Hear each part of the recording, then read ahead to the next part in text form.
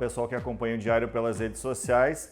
Como já era previsto, a Prefeitura divulgou a planilha de custos da passagem de ônibus em Santa Maria com um aumento de 8,9%. Se isso for aprovado pelo Conselho e sancionado pelo prefeito, a tarifa iria dos atuais R$ 13,90 para R$ 4,25. É um valor tão absurdo, tão alto, que a própria ATU, ou seja, as empresas de ônibus, admitem que ficaria uma tarifa muito cara. E por que isso acontece? É assim como ocorre com a gasolina, o preço da gasolina, em que acaba ocorrendo uma briga local entre os motoristas e os donos de postos, que as pessoas acabam colocando a culpa nos donos de postos. Na passagem de ônibus é uma situação parecida, fica aquela briga local, porque é o único jeito que as pessoas têm de reclamar.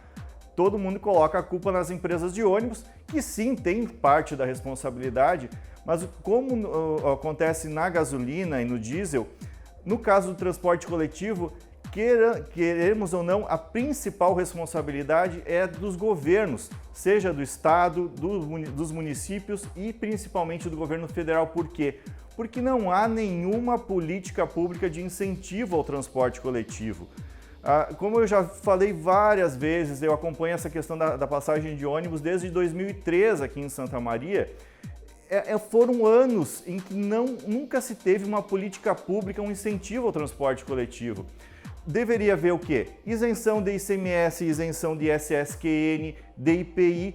Todos os impostos deveriam ser cortados do transporte coletivo, porque é vital para as cidades que mais pessoas usem os ônibus para reduzir congestionamentos e reduzir também a necessidade de mais obras públicas, de ampliação de avenidas, de rodovias.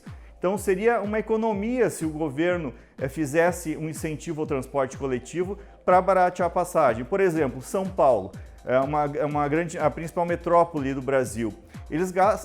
A prefeitura investe milhões de reais todos os meses para subsidiar a passagem, ou seja, se a tarifa seria R$ 5, R$ 6, a prefeitura vai lá e paga um valor para ela baixar R$ 1, R$ 2, porque senão ficaria muito pesado se só a população pagasse, só os usuários pagassem a tarifa.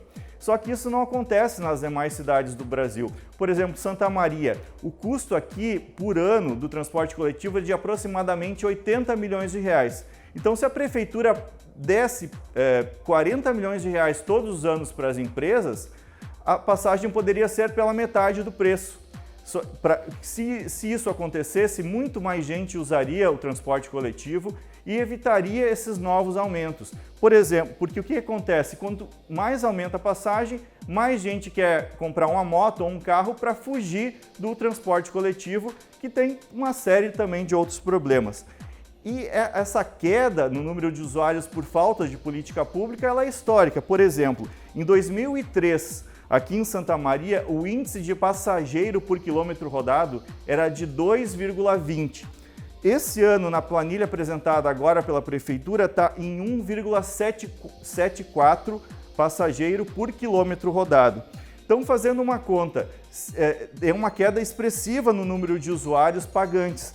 Se a gente pegasse hoje e ainda tivesse o mesmo número de usuários lá de 2003, a passagem custaria R$ 3,37.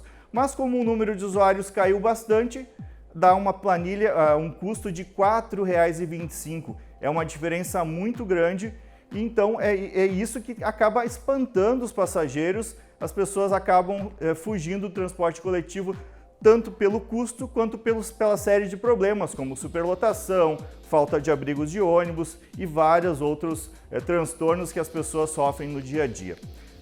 Em relação à aprovação, na quinta-feira agora, o Conselho vai fazer a análise da planilha, deve haver um pedido de vistas e a votação final do Conselho ficaria possivelmente para a segunda-feira da semana que vem, e depois a decisão final, que tem total autonomia, é do prefeito Jorge Pozzobon, que pode negar o reajuste, dar o valor aprovado pelo Conselho ou até alterar esse valor.